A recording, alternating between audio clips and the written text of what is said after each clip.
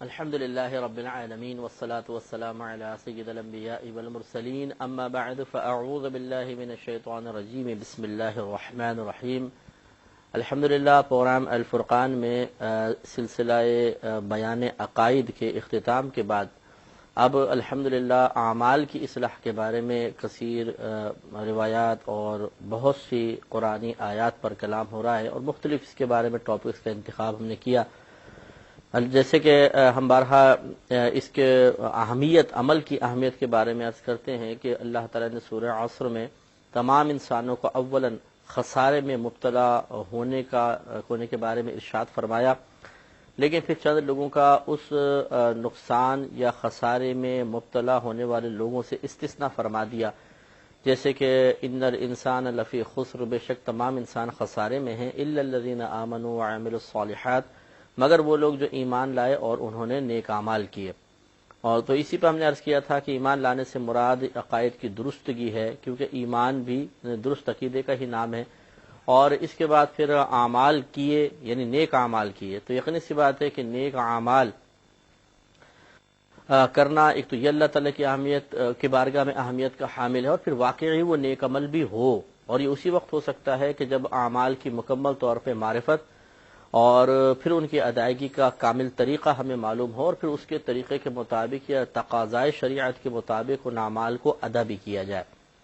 اس سلسلے میں سب سے پہلے ہم نے اخلاص کے بارے میں کلام کیا، اس کے مقابلے میں ریاکاری اور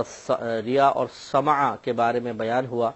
کہ ریا کا مطلب ہوتا ہے عمل کو، وہ عمل جس سے اللہ تبارک و تعالی کا قرب و رضا حاصل ہو سکتی ہو، اسے کسی مخلوق کو دکھانے کے لیے، کسی دنیاوی فائدے کے لیے اس کو استعمال کرنا، دنیاوی فائدے کا اس سے قصد و ارادہ کرنا، یہ غلط ہوتا ہے۔ یعنی اللہ تعالیٰ کی رضا کے بغیر کسی غیر اللہ کی رضا حاصل کرنے کی کوشش کرنا، اسی وجہ سے اس کو شرک خفی کہا گیا۔ اور سمع کے عمل کرنے کے بعد پھر اس کو سنانا، جیسے کہ ہم لوگوں کی عادت ہوتی ہے کہ جب تک اپنا کوئی نیک عمل سنا نہ لے اس وقت تک پیٹ کا درد ختم نہیں ہوتا ہے، تو یہ دونوں اعمال ایسے ہیں کہ جس کی بنا پر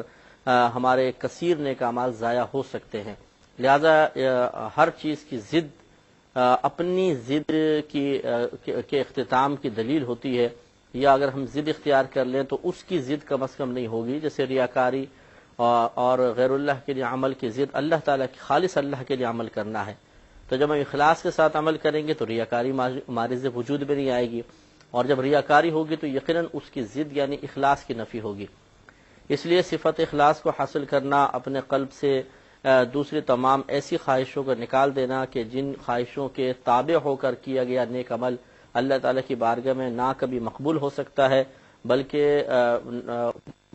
رد کیا جائے گا اور اس پر سزا بھی مرتب ہوگی۔ اس کے بعد پھر ہم نے توبہ کے بارے میں بیان شروع کیا تھا، توبہ کی تعریف، توبہ کی اقسام، پھر ہر گناہ جو مختلف اقسام کے ہوتے ہیں ان پر توبہ کے طریقے بھی عرض کیے تھے، اور اس کے بعد ترغیباً پھر توبہ کی فضیلت کے بارے میں کلام ہو رہا تھا کہ کس طریقے سے ہم توبہ کی طرف مائل ہوں اور کس طرح توبہ کی جائے۔ اس کے بارے میں انشاءاللہ کچھ فضائل عرض کرنے کے بعد پھر آخر میں ہم اپنے گناہوں کے بارے میں تھوڑا سا غور و تفکر کریں گے کہ ہمیں کس طریقے سے توبہ کرنی چاہیے اور توبہ کی قبولیت کے آثار کیا ہوتے ہیں۔ اس سلسلے میں ایک روایت عرض کر رہے تھے، بنی اسرائیل کی روایت تھی، حضرت ابو سعید خدری رضی اللہ تعالی عنہ اس کے راوی تھے کہ نبی کریم صلی اللہ علیہ وسلم نے ارشاد فرمایا کہ تم سے پہلے زمانے میں ایک شخص تھا جس نے 99 قتل کیے، اور پھر اس نے کسی سے دریافت کیا کہ مجھے کسی بہت بڑے عالم کا آپ پتہ دے تاکہ میں جا کے ان سے اپنا یہ مسئلہ معلوم کروں کہ میری توبہ قبول ہوگی یا نہیں۔ تو ایک دوسری روایت کے مطابق اس نے سب کے سب قتل ناحق کیے تھے، یعنی کوئی بھی ایسا نہیں تھا کہ واقعی سامنے والا قتل کا مستحق ہو۔ کسی نے عالم کے بجائے اس کو ایک عابد کا پتہ بتایا، یہ وہاں چلا گیا، عابد سے معلوم کیا، اس نے کہا کہ تیری توبہ کیسے ہو سکتی ہے، تو نے 99 ناحق قتل کیے، تو قابل گرفت ہوگا۔ اس شخص نے غصے میں آ کے اسے بھی قتل کر دیا، اور اس طرح 100 کا عدد مکمل ہوا۔ پھر نادم و شرمندہ ہوا، کسی سے معلوم کیا، کسی عالم کا مجھے پتہ بتائیے، تو انہوں نے ایک بڑے عالم دین تھے ان کا پتہ بتایا۔ یہ شخص وہاں پہنچا اور ان سے دریافت کیا کہ حضرت آپ مجھے بتائیے مجھ سے خطا ہو گئی، کیا میری توبہ ہو سکتی ہے؟ تو ان عالم دین نے فرمایا کہ تیرے اور تیری توبہ کے درمیان کون حائل ہو سکتا ہے؟ اور اس کے بعد انہوں نے فرمایا کہ آپ ایسا کریں کہ فلاں مقام پہ چلے جائیں، وہاں پر پہاڑ پر کچھ نیک لوگ اللہ تبارک و تعالیٰ کے نیک بندے عبادت کر رہے ہیں، آپ ان کے ساتھ رہ کر عبادت کریں اور اس بستی کو چھوڑ دیں، اس لیے کہ یہ بروں کی بستی، اگر آپ یہاں پر رہیں گے تو خطاؤں سے نہیں بچ سکتے ہیں۔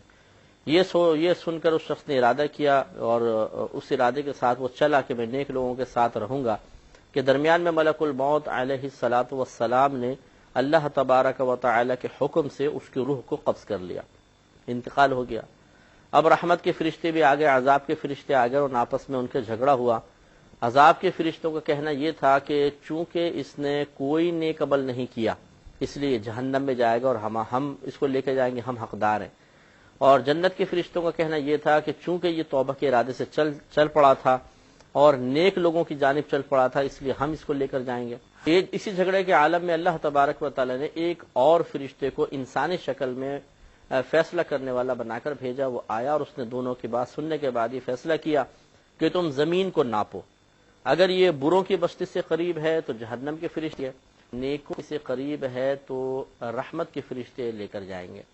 اب جو فاصلہ ناپا گیا تو اس میں کئی روایات ہیں۔ ایک تو یہ روایت ہے کہ یہ ایک بالشت نیک لوگوں سے قریب تھا تو اللہ تعالیٰ نے اس کی بخشش فرما دی۔ ایک روایت میں ایسا ہے کہ یہ ایک بالشت بروں کی بستی سے قریب تھا، لیکن اللہ تبارک و تعالیٰ کی رحمت جوش میں تھی تو اللہ تعالیٰ نے زمین کو حکم دیا کہ سمٹ جا، تو زمین سمٹ گئی، جس سے یہ یعنی اس طرف کی زمین سمٹ گئی تو یہ ایک بالشت نیکوں کی بستی سے قریب ہو گیا، تو اللہ تبارک و تعالیٰ نے اس کی بخشش فرما دی اور اس کے تمام گناہوں کو بخش دیا۔ تو آپ اس سے اندازہ فرمائیں کہ اس سے بہت پیارے نکات نکلتے ہیں اور ہمیں اس پر توجہ بھی کرنی چاہیے۔ ویسے تو ہمارا موضوع توبہ ہے، لیکن ضمن دیگر نبی صلی اللہ علیہ وسلم کے اس بیان کردہ واقعے سے دوسرے اہم اصلاحی پہلو بھی اگر اخذ کر لیا جائے، ان پہ توجہ کر لی جائے، اصلاحی نکات اس سے نکال لیے جائیں تو بہت ہی بہتر ہے۔ اس میں پہلی بات تو یہ ہے کہ انسان سے کتنی ہی زیادہ خطائیں ہو جائیں اسے کبھی بھی مایوس نہیں ہونا چاہیے۔ اللہ تعالیٰ کی رحمت یقیناً ہمارے گناہوں کی کثرت سے زائد ہے، اس سے بڑھ کر ہے۔ ہم اگر کوئی گناہ کرتے بھی ہیں تو اس سے اللہ تبارک و تعالیٰ کی رحمت کے خزانے میں کوئی کمی نہیں آتی ہے۔ ہماری بدبختی ضرور ہے، یہ ہمارا نکما پن ضرور ہے کہ ہم خطاؤں میں اپنے سکون اور آرام کو ڈھونڈیں، لیکن یقیناً ہم اللہ تبارک و تعالیٰ کا اپنے خطا اپنے گناہ سے کچھ نہیں بگاڑتے، نہ اس کی رحمت کے خزانوں میں کمی آتی ہے، اور ویسر قبول کرنے سے بالکل پاک و صاف ہے۔ تو ایسا نہیں کہ معاذ اللہ ثم معاذ اللہ ہمارے عمل کرنے سے اس کو کوئی تکلیف ہوتی ہو، اذیت ہوتی ہو، وہ قلب اور دیگر اعضاء سے پاک ہے، تو ہم یہ بھی نہیں کہہ سکتے کہ ہمارے گناہ اس کی دل آزاری کا سبب بنتے ہیں، بلکہ اس کی عادت کریمہ یہ ہے کہ وہ قانون وضع کرتا ہے اور پسند فرماتا ہے کہ بندے اس قانون کی پابندی کریں۔ تو اس نے قانون بنا دیا کہ تمہیں خطا نہیں کرنی ہے، نفس و شیطان کی اطاعت نہیں کرنی ہے، بلکہ اللہ تعالیٰ اور اس کے رسول کریم صلی اللہ علیہ وسلم کا کہنا مانتے ہوئے فرما برداری والے کام کرنے ہیں۔ اب اگر ہم اس کو ترک کرتے ہیں، اس حکم کو نہیں مانتے ہیں تو یہ ہماری بدبختی ضرور ہے، لیکن ہم اللہ تبارک و تعالیٰ کو کوئی معاذ اللہ نقصان نہیں پہنچا رہے۔ تو اب اللہ تعالیٰ کی جو عادت کریمہ ہے اسے اپنے مزاج پر قیاس کرنا اور اپنی طبیعت اپنی حرکات پر یا دنیاوی لوگوں پر عام انسانوں پر قیاس کرنا معاذ اللہ ثم معاذ اللہ بالکل غلط ہوگا، کہ جیسے ہمارے ساتھ کوئی ایک دفعہ برا سلوک کرے، 2 دفعہ کرے، 3 دفعہ کرے تو ہم ناراض ہو جاتے ہیں اور چوتھی دفعہ ضرور اسے انتقام لیتے ہیں، اگر 1-2 دفعہ معاف بھی کیا تو، لیکن درگزر کرنے کی عادت عموماً ہمارے اندر نہیں ہوتی ہے۔ لیکن اللہ تبارک و تعالیٰ کا معاملہ بڑا جدا گانہ ہے۔ اگر کوئی بندہ کثیر گناہ کر کے ایک دفعہ توبہ کی، پھر مائل ہوا، اللہ تعالیٰ بخش دے گا، پھر تو گناہ میں لگ گیا، پھر توبہ کرے گا، اللہ تعالیٰ پھر معاف فرما دے گا۔ ایسا نہیں ہے کہ بار بار ہم توبہ کریں اور تو اس سے اللہ تبارک و تعالیٰ معاذ اللہ ثم معاذ اللہ کو جھنجھلا جائے اور پھر اس کے بعد توبہ کا دروازہ بند کر دے، ایسا نہیں ہوتا ہے۔ تو اس لیے اب آپ خود سوچئے کہ جب بنی اسرائیل کی قوم کا ایک شخص، حضرت موسیٰ علیہ السلام یا کوئی بھی دیگر نبی ہوں گے جن کی قوم میں سے یہ شخص تھا، ان کا امتی تھا، جب اس شخص نے 99 قتل کیے اور جس سے فرشتوں نے کہا کہ اس نے تو کوئی نیک عمل نہیں کیا تو ہم اس کو جہنم میں لے کر جائیں گے، تو اس کا مطلب 99 قتل کے ساتھ ساتھ نیک اعمال کی ادائیگی کا سلسلہ بھی موقوف تھا، لیکن اللہ تبارک و تعالی نے اس کے صحیح توبہ کے ارادے پر اس کی بخشش فرما دی۔ تو آپ خود سوچئے کہ رحمت کونین صلی اللہ علیہ وسلم کا امتی اس دور میں رہنے والا یہ اگر اللہ تعالیٰ کی بارگاہ میں صدق دل سے توبہ کرے، اور میرے خیال میں شاید یہ کوئی شاذ ہی ایسا ہوگا کہ کسی نے 99 قتل اس امت میں کیے ہوں، بہت ہی مشکل لگتا ہے، کوئی 14-15 قتل، 16 قتل، 20 قتل تک تو شاید کوئی پہنچ جائے، کوئی ڈاکو چور، یا لیکن 99 قتل بہت بڑی بات ہے۔ بالفرض اگر ہوتا بھی تو جب پچھلی قوموں کے لوگوں کو اللہ تبارک و تعالیٰ نے ان کی توبہ کے ارادے پر بخش دیا تو یقیناً ہمارے لیے بھی بخشش کے دروازے بند نہیں ہیں۔ تو اس سے اب دو طرح کے لوگ مستفیض ہو سکتے ہیں، ایک اچھے انداز سے اور ایک معاذ اللہ برے انداز سے۔ برے انداز سے ہوں تو اس کو مستفیض ہونا ویسے ضمن میں نرس کر دیا، ورنہ وہ تو حقیقتاً مستفیض کیا فیض کیا حاصل کرے گا، بلکہ وہ تو بدبختی میں گرفتار ہے۔ کہ بعض لوگ تو اس قسم کی چیزوں کو سننے کے بعد ایک مایوسی کی دلدل سے باہر نکلتے ہیں، کثرت گناہ کی وجہ سے بعض اوقات وہ مایوس ہونے لگتے ہیں، تو سوچتے ہیں کہ اب شاید ہماری بخشش نہیں ہوگی۔ وہ جب اس واقعے کو سنیں گے تو ان کے دل میں ایک امید کی کرن جاگے گی کہ نہیں، اگر ہم نے بدبختی کی انتہا کر دی تو اللہ تبارک و تعالیٰ کی رحمت کی کوئی انتہا نہیں ہے، ہمیشہ اس کی رحمت کا پانی ہماری گندگی، گناہوں اور خطاؤں کی گندگی کو دھوتا رہے گا۔ اور بعض لوگ وہ ایسے ہوتے ہیں جو اس قسم کے باتوں کو سننے کے بعد گناہوں پہ دلیر ہو جاتے ہیں، اور وہ کہتے ہیں یار جب اس کے 99 قتل معاف ہو گئے تو اگر میں تھوڑے بہت گناہ کرتا رہوں تو میرے کیوں نہیں معاف ہوں گے، اور پھر وہ خطاؤں میں لگ جاتا ہے۔ یہ بہت بڑی بات ہے کہ یقینی سی بات ہے کہ نبی کریم صلی اللہ علیہ وسلم نے اس واقعے کو گناہوں کی ترغیب کے لیے تو بیان نہیں فرمایا تھا، معاذ اللہ ثم معاذ اللہ، بلکہ اسی لیے تاکہ مایوس انسان گناہوں کی کثرت سے مایوس ہو کر توبہ سے دور نہ ہو جائے، گناہوں کے اندر اپنے آپ کو مشغول کرنے کے بعد پھر تمام ہتھیار نہ ڈال دے، بلکہ نفس و شیطان سے مقابلے پر آمادہ ہو اور فوراً سے پیشتر اپنے رب کریم کی بارگاہ میں رجوع کر لے تو اس کی بخشش و نجات ہو جائے گی۔ لہذا یہ جو دوسرا گروپ ہے اس گروپ میں ہمیں شامل نہیں ہونا چاہیے کہ گناہوں پر دلیری کے لیے اس کو دلیل بنائیں کہ گناہ خوب کریں اور کہیں کہ جی دیکھو بخشش تو ہو ہی جائے گی، جیسے اس نے 99 قتل کیے وہ بھی بخشا گیا۔ یہ بہت بری بات ہے۔